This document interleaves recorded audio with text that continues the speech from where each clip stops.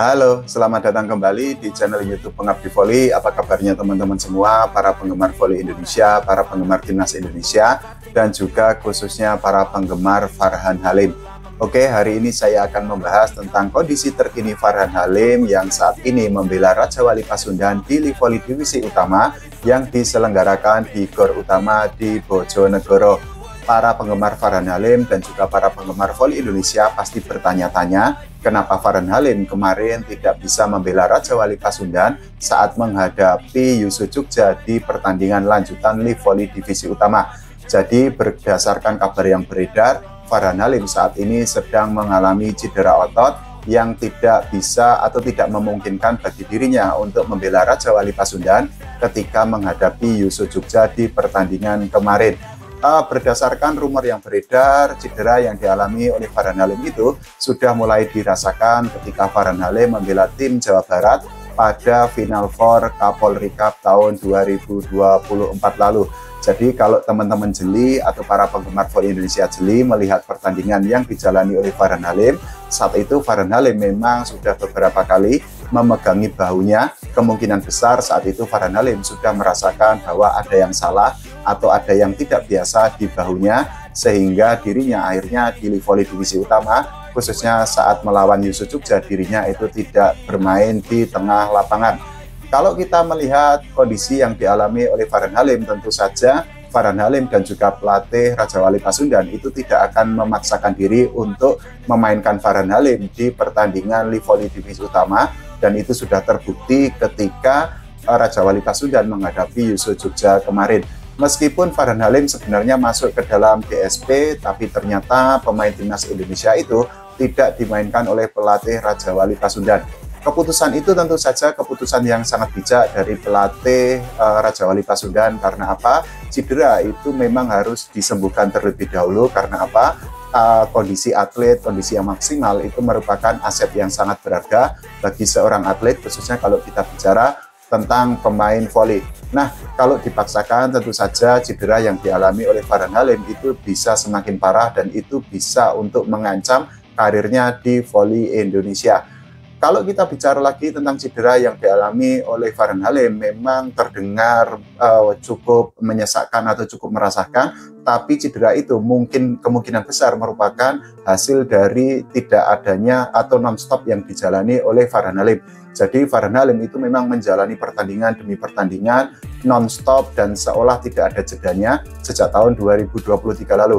Kalau kita mundur ke belakang, sejak tahun 2023 silam, memang Farhan Halim itu seolah diforsir tenaganya ketika dirinya itu tampil di berbagai turnamen voli ataupun kejuaraan voli.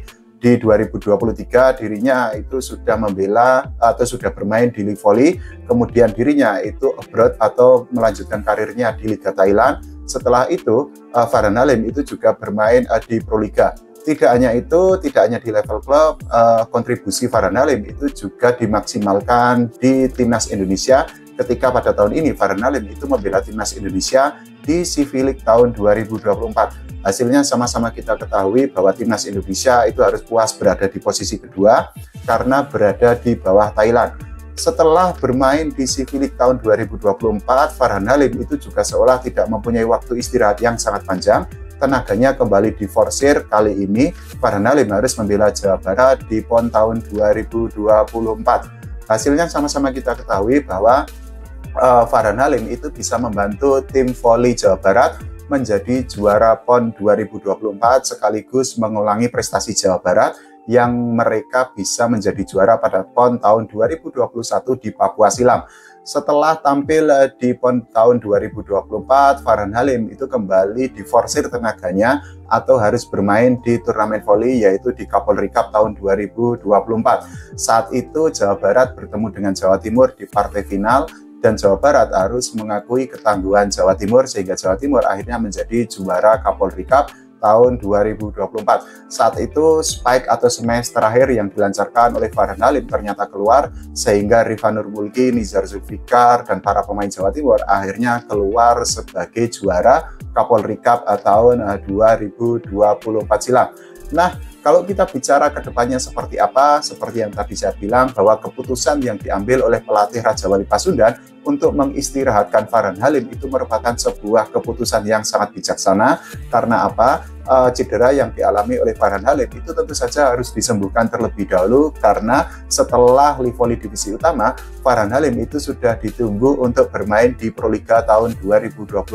Seperti yang kita ketahui, Proliga 2025 itu akan dimulai pada tanggal 3 Januari mendatang. Itu artinya masih ada waktu sekitar 2 bulan bagi Farhan Halim untuk menyembuhkan kondisinya agar kondisi fisiknya itu prima atau maksimal seperti sedia kala. Kalau dipaksakan tentu saja itu akan sangat mengancam karir Farhan Halim sebagai salah satu pemain voli terbaik yang ada di Indonesia, dan khususnya itu akan merugikan Farhan Halim ke depannya, karena Farhan Halim itu merupakan aset terbaik yang ada di Indonesia.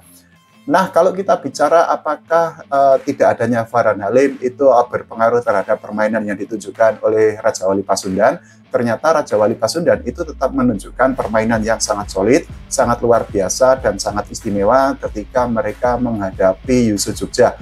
Meskipun tidak ada Farhan Halim, ternyata Raja Wali Pasundan itu tetap bisa mengalahkan Yusu Jogja melalui pertandingan full set, melalui pertandingan yang berjalan 5 set. Skornya adalah Raja Wali Pasundan mengalahkan Yusu Jogja dengan skor 3-2. Jadi di set pertama Raja Wali Pasundan berhasil mengalahkan Yusu Jogja dengan skor 25-21. Setelah itu di set kedua, Raja Wali Pasundan dipaksa mengakui ketangguhan Yusu Jogja dengan skor 20-25.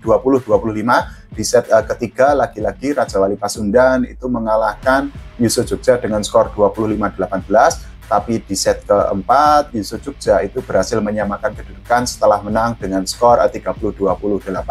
Dan di set terakhir atau di set kelima, Raja Wali Pasundan akhirnya mengunci kemenangan atas Yusu Jogja dengan skor 15-11.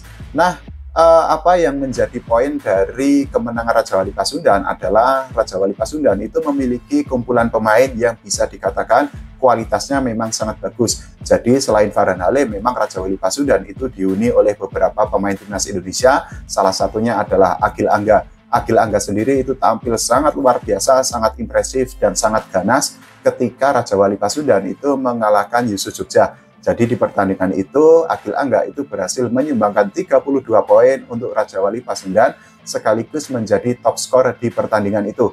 Selain Agil Angga, masih ada beberapa pemain yang kualitasnya memang bisa dikatakan sangat bagus yang saat ini membela Raja Wali Pasundan, seperti Fauzan Ibras, kemudian juga ada Jason Nathanael, kemudian juga ada Ahmad Gumilar, dan beberapa pemain lainnya. Nah, tentu saja memang harus diakui bahwa kehilangan hitter yang sangat berkualitas seperti Farhan Halim itu memang bisa dikatakan mengurangi serangan demi serangan yang dilancarkan oleh Raja Wali Pasundan. Tapi ternyata pemain lainnya itu bisa mengcover atau bisa menutupi ruang kosong atau celah yang ditinggalkan oleh Farhan Halim. Nah, kalau menurut teman-teman semua, kita bagaimana tentang kondisi yang dialami oleh Farhan Halim? Kita doakan agar cedera yang dialami oleh Farhan Halim segera sembuh dan Farhan Halim bisa segera untuk tampil secara maksimal, tampil dalam kondisi terbaik, dan tidak lupa kita doakan agar timnas Indonesia bisa mendapatkan prestasi tidak hanya di level Asia Tenggara, tapi juga di level Asia dan juga di level dunia. Terima kasih, sampai jumpa.